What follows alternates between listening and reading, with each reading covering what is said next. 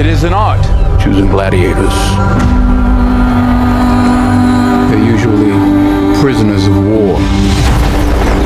I claim this city for the glory of Rome. You have something in you. Rage. Never let it go. It will carry you to greatness. I own you now. But whose head could I give you to satisfy your fury? The general will do. Rome has taken everything from me. But I will have my vengeance. There is plenty of pain waiting for you in the next life. I don't know why you are so greedy for it in this one. Your Majesties. This is your gladiator. It is. I have the trust of the Emperor. It will clear my path to the throne.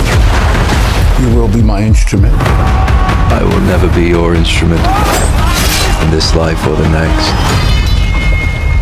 Lucius, take your father's strength. His name was Maximus, and I see him in you. Hello, my name is Michael Morley, and I'm here to review Gladiator 2. Directed by Ridley Scott, set 24 years of something of a film that is now 24 years old, of a sequel that we did not think would really ever happen, or did we ever think we ever needed one. This movie stars Paul Mescal, Pedro Pascal, Joseph Quinn, Connie Nelson, and Denzel Washington. What a cast.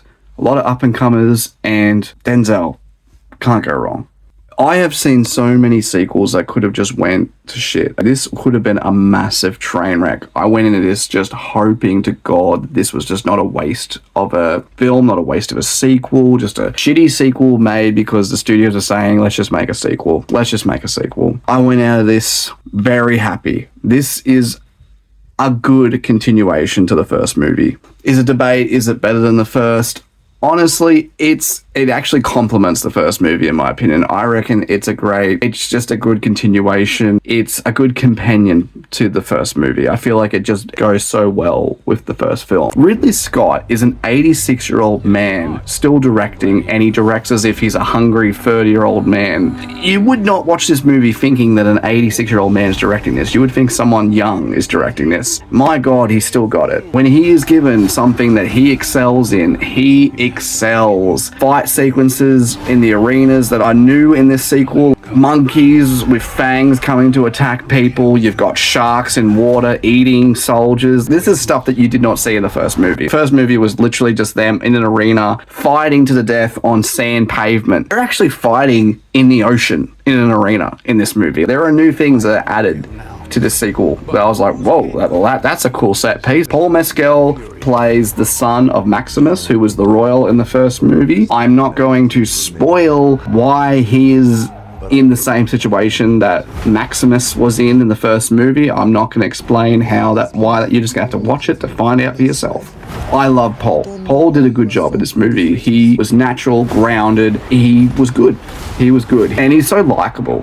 He plays such a likable character, and he's so noble. I really did enjoy his humility, the way he is. He's just such a carbon copy of Russell Crowe's character. I will say Denzel Washington absolutely steals this movie. He is phenomenal. I reckon this is a 2-time Academy Award winning actor, and he's hungry for a third Oscar. I just know it. He is so hungry for a third Oscar. It shows in this movie. He plays the character that buys gladiators. He buys gladiators and puts them in the arena and gets them to fight. And he plays like a two-faced character who will act like he's on your side, but really he's going to go behind your back and side with someone else. It really comes down to what benefits him. It's not about you. It's what benefits him. He's a two-faced prick.